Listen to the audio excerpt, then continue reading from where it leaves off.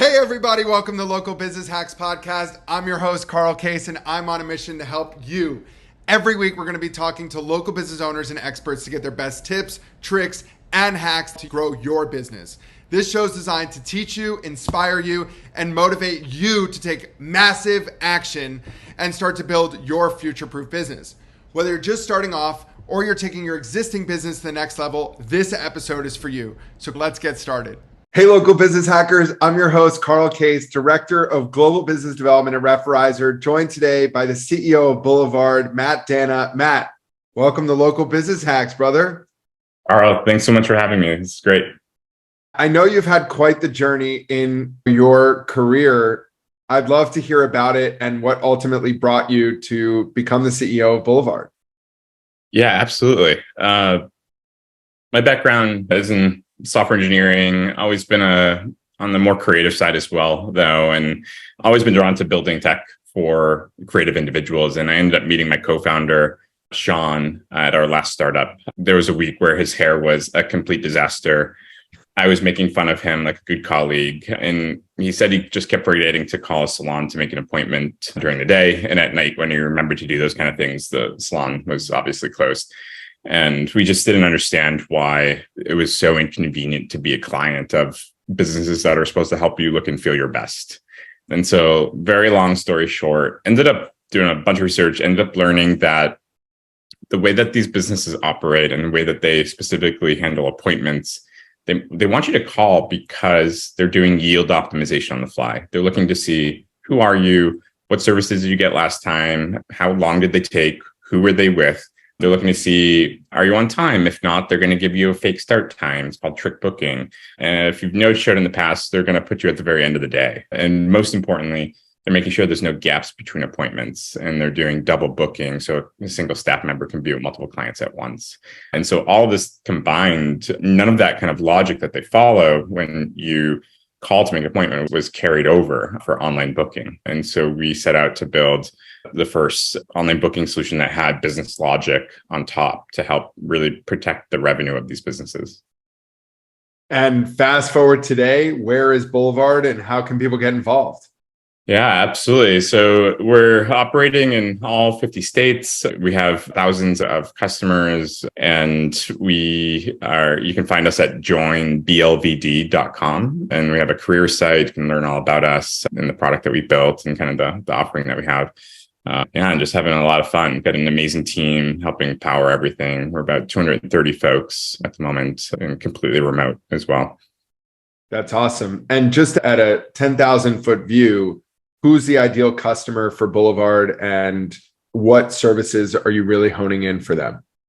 Yeah, absolutely. So ideal customer profile for us is a business that truly cares about the client experience. And so starting Boulevard, started just with online booking, but we have since added so many more features, functionality to really provide a really robust experience for both the businesses as well as the clients of these businesses. And so it's booking, obviously, it's point of sale, it's marketing, it's reporting, it's time and attendance, it's everything. And so it's an all-in-one end-to-end solution. And it's a really awesome offering. And our customers, it kind of blows their mind every time that we do a demo. It's just really rewarding and fulfilling.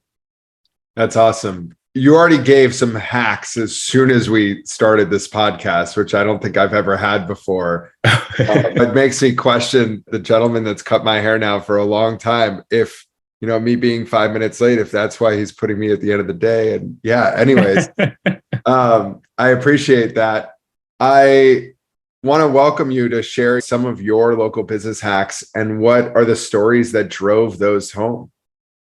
Yeah, absolutely. So, Sean and I, my co-founder and I, have been at this for about 8 years, and we've had a lot of learned lessons along the path. I think, if anything, I've learned that success is not a straight line, right? There's ebbs and flows, there's highs and lows. And so I think there's been a lot of lessons learned over that time, including how to run a business during a pandemic when your customer is completely shut down, right? So, which was fun. So I think out of the gate, one of the things that I learned was that there's this incredible negative stigma against the market that we're serving.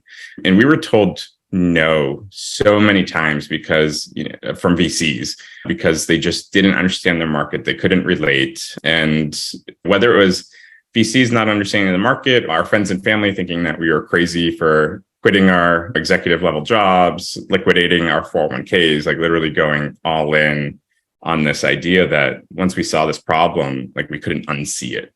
Right.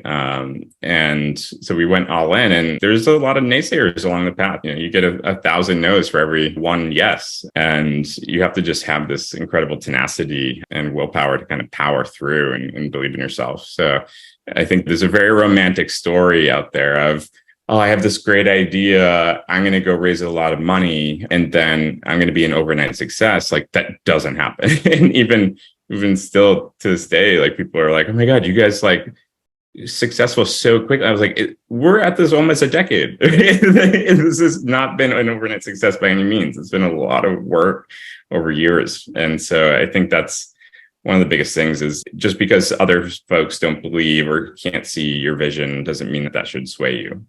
But be open to the feedback as well. That's awesome. I greatly appreciate that, Matt. I know that you guys have at Boulevard some of the most interesting, unique data in this space. I look at data every day across our customers all over the globe. And one point that I think is really interesting is how you're measuring customer satisfaction. So if you don't mind shedding some light on what those KPIs are and what's really a satisfied customer to you and the team at Boulevard, love for you to share it. Yeah, absolutely. So I think one of the biggest themes that a lot of times this is like a founder idea trap, where they think they have the best idea, and often that idea is focused on a solution, not a problem. And so they'll go and build a product, they'll spend a ton of time designing, coming up with the brand, building the actual technology before they truly understand the problem space. And like, they think that the problem is that this technology doesn't exist that they built, but actually the problem, that's not the same problem as customers or prospects have.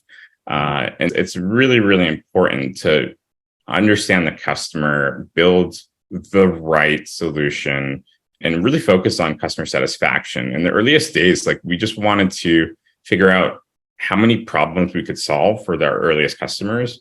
And then that's how we ended up expanding the platform. It started with booking, obviously, but then point of sale was right after that. We started capturing credit cards at the time of booking because customers were no-showing when they booked online. I think the analog is it's kind of inconsequential if you no-show for an open table reservation, but when you're booking a haircut or a color, a massage, like, that single professional is booking out a significant amount of time for you. And if you don't show, like, they're out of real dollars. And so capturing that credit card helped prevent that reality that our customers were having a problem with.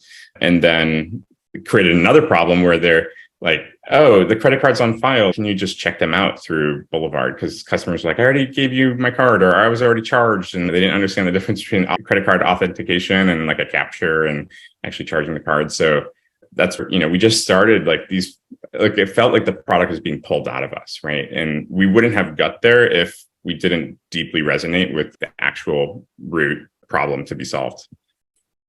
I think one interesting layer to it that I know about you is, if we look at a haircut in general, I talk about my haircut being an amazing haircut.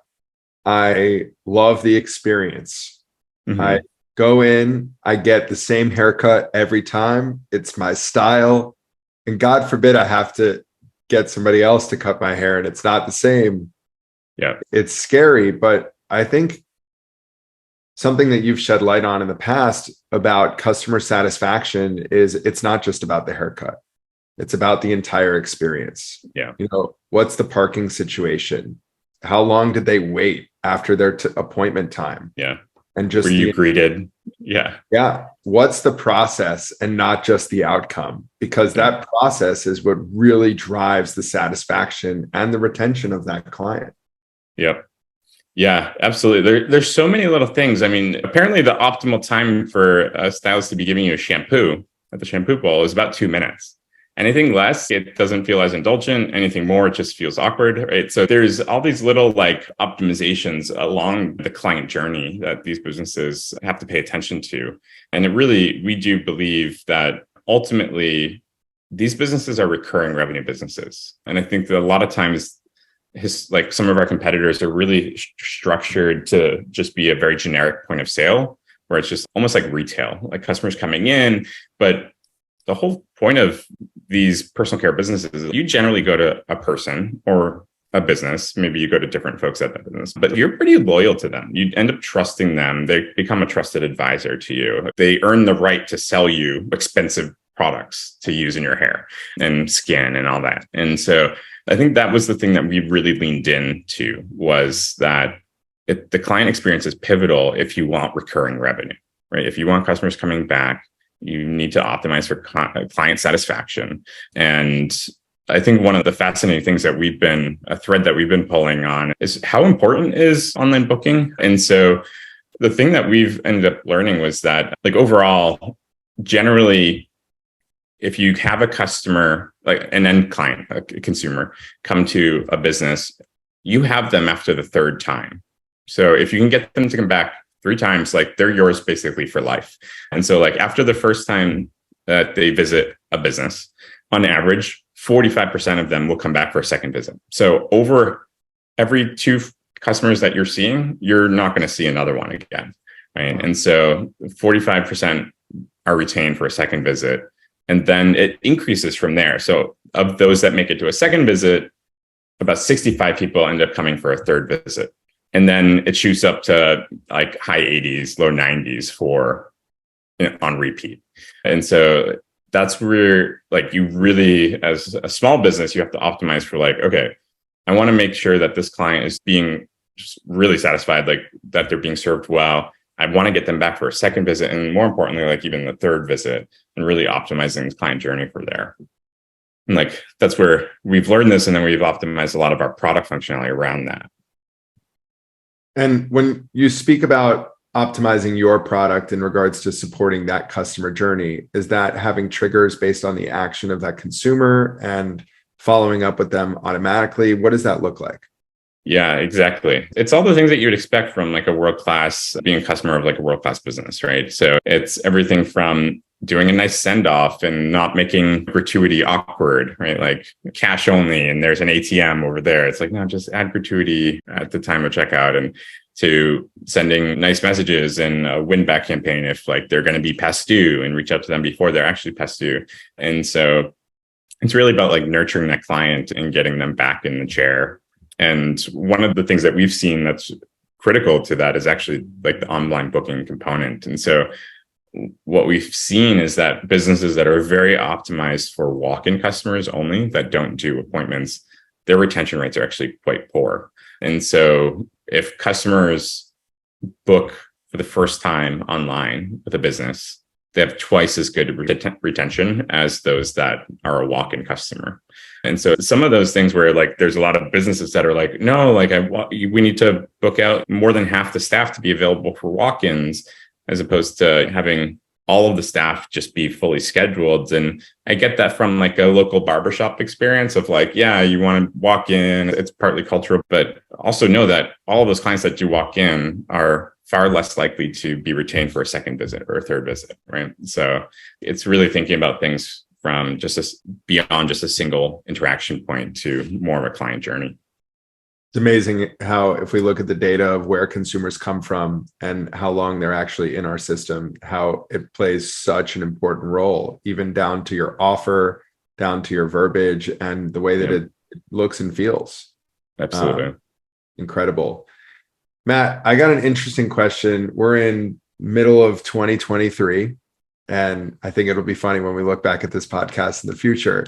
Yeah. But speaking on artificial intelligence, I think that your ideal customer today inside of your system that utilizes Boulevard is probably one of the most protected people in the space of artificial intelligence. You know, I don't want to say never, but it is highly unlikely that I will have a robot ever cut my hair. Like it's not going to happen. I'm not going to have a robot do my cryo tank for me because I just don't have that trust there. Yep. So, how do you see AI playing a role in your space, both on the software and the end user side? Yeah, absolutely. It's a good question. Have you seen the YouTube videos there's a couple of folks that have attempted to build a hair cutting robot? And I don't want to know. It's a dumpster fire. Like great attempts, really great attempts, impressive. But yeah, like this is like it. The services that are provided in our market are not commodities, right? And so it is something that is highly unique to each individual, and it's difficult. Like there's certain services, sure, that I'm sure could, like one that's interesting is like there's a couple robots that we've seen for applying nail polish, just very simple nail polish, not doing any art or anything on it. And then also applying like eyelash extensions. And so like they're very simple services that are highly repetitive, and there's not much variance between clients. Like everyone has generally similar eyes and nails. And so the robots work okay there. And those all have machine vision and like all that fancy stuff.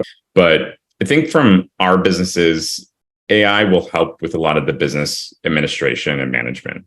Yeah. And it's funny when you talk to customers in our space and asking them, what do you wish like AI could do for you? Like blue sky, tell us, what would you like if we had a magic wand?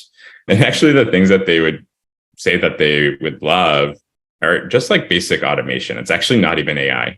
And so I was like, okay, there's a lot of fundamentals here where this market can get by for a very long time without all the tech companies in the space having to worry about layering in AI to their offering. I think AI can be cool, but also it's definitely buzzy right now and it's not always needed. So I think it's all about like what problems are you trying to solve? And is AI the right tool to help you solve that problem? Yeah, I agreed. Out of curiosity, how do you use AI in your personal life? Yeah, I mean, I do love ChatGPT. It's really great for just, like I was using it a couple of days ago to like convert some front end code to a different framework. And like, it's delightful. And so I think it's really to help with a lot of the mundane tasks or helping you aggregate research. And I would consider myself more of a novelty user of it, not anything serious. And it's impressive, and it feels like it's become viable seemingly overnight. I know like data scientists and AI engineers would disagree with that, but it feels like all of this has happened very quick, which is exciting. Yeah, if I look 3 months ago, I couldn't write a poem for the life of me, and I have enabled ChatGPT to teach me how to write poems, and now I might become the next rapper. Like I'm excited for the future of Carl Case. Yes, that's awesome. I've also had ChatGPT write a poem. I do that for like when I do like employee birthday cards, and whenever I'll like go on there and have it write a poem, which is amazing. It's awesome, Matt. So you have a pretty cool title at Boulevard, CEO, let alone with 230 teammates that you're responsible for at this point. At Referrizer, our CEO and founder, his CEO title is Chief Energizing Officer. And man, does Andre do an amazing job of keeping us motivated. I would love to hear from you. What makes you a good leader? Yeah, absolutely. I think leading is all about empathy and then also doing the work. So there's, I think, a persona of entrepreneurs that just want to build from a white ivory tower and ask other people to do the work and focus on how many people they have and how much revenue the business is pulling in and the higher level stuff, but actually without any real substance of what they're contributing to the business. And I would say that for me as a leader, I very much focus on the team. To me is the product. And like my background being in engineering and product management, I think about like, what are the capabilities of the team? What are our bugs and defects? What are our features? And really try to think about layering in additional capabilities and going and fine tuning different parts of the organization. And so I think to do that, like you need to do the work. You need to actually understand all the bits and pieces of the organization at a pretty intimate level. And then it's all about like rolling up the sleeves and working with leaders in the organization and even the entry-level employees as well. There's a number of meetings that I just joined to just help support. Sometimes I'll like pipe in and help coach on like, no, go ask that engineer again. Tell them you need something by Friday, right? It's awesome to have that involvement and being able to actually give valuable input. Amazing. I'm going to transition to a little bit personal, if that's okay. Sure. So success is a word that so many people define differently. I personally think that you're a successful individual and the company that you've created is successful. But I'd love to hear from you. At what point did you define yourself as successful and how do you define that? Yeah, I think this is another area where I think the tech crunches of the world conflate success with valuations or who your investor is, right? I've never really prescribed to that, partly because we bootstrapped for the first year and a half, 2 years of the business. And like no one took it seriously as a bootstrap company, which is weird. I was like, we have real revenue and we haven't taken venture capital, but we weren't a legitimate business, which is this weird statement. Because you're not in debt. What do you mean you're a legitimate software business that's not in debt? Yeah. So to me, success, I think it is hard to, define, but I have this like internal mantra at the company that like, I want to create an environment for people to do the best work of their lives. And I used to have this interview question when I was interviewing product managers specifically, which is like, tell me about the project you're the very most proud of in your career. And it's usually like a nice humble brag moment. And they always talk about like the projects where they were defying the odds. They had to overcome significant hardship, like no resources. Like it's all these like amazing stories. And the other part of that question is I would ask, what could have gone better? And the truly exceptional product manager candidates would always be introspective and say, it was something else that they could have done, or they overlooked something, or they wouldn't be finger pointing of like, oh, QA could have done a better job, or engineering, took forever to ship. Like if they can own it, that's usually like a great product manager. But what I've learned through that question, asking that hundreds of times, is that like people are always the most proud of the things that they worked the very hardest on. And so at Boulevard, I have the expectation that we're going to do really, really hard work. But on the flip side, it's going to be the work that you're the very most proud of in your career. And so I think that's really how I vision success is if we know we're doing the best work of our lives, it's going to lead to success. That's awesome. I define success as being happy every day and doing what I love. So yes. It's amazing how many different things that we can define success from. Absolutely. Matt, so when we talk about risks, I would assume at this point that we can identify you as a risk taker. Bootstrapping a software company when nobody believed that your real revenue was real. What's a time that you took a risk that seemed absolutely asinine to go down the path, and now you look back at it like, thank God I did that? Yeah.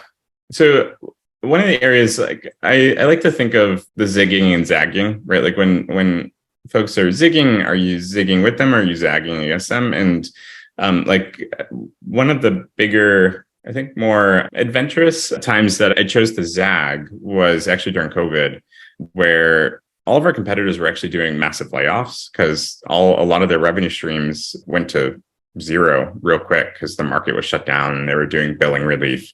And so there was significant layoffs in the market.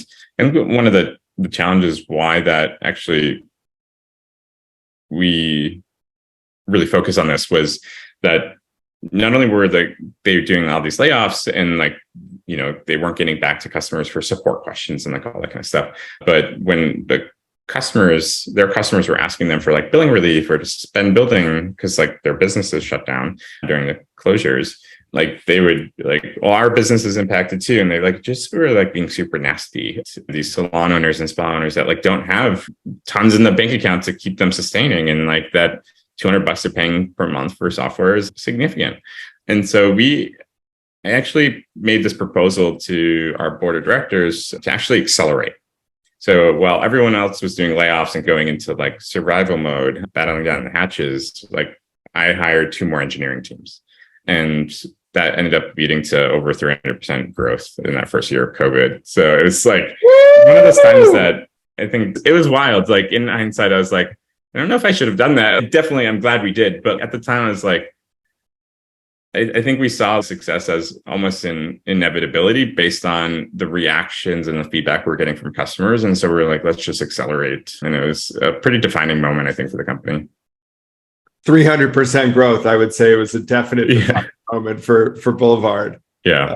So I'm glad that you took that risk, and I'm proud of you for doing so. Absolutely. And so is the board and everybody else that thought you were nuts. So yeah, it's amazing. Yeah. And there's amazing talent on the market too, which was the other side of it. So it was great. Yeah. Matt, you have some of the strongest competition that I think you're beyond unique from. We look at MindBody, we look at Club Ready, we look at all these other scheduling point of sale based softwares. How do you continue to stay ahead and innovate in this space? Yeah. The way that we, again, stay ahead is really just based on our intimate understanding of the customer. And so like for the first couple of years of the business, like my co-founder and I, we worked on location at our customers, our earliest customers. And like we would work for a week or two before we actually launched them on our platform to make sure that there weren't any major gaps between what we had available in the platform to what they were using every day. And so we got real understanding of their business. We would launch them, and then we would stay basically until they're like telling us to go home.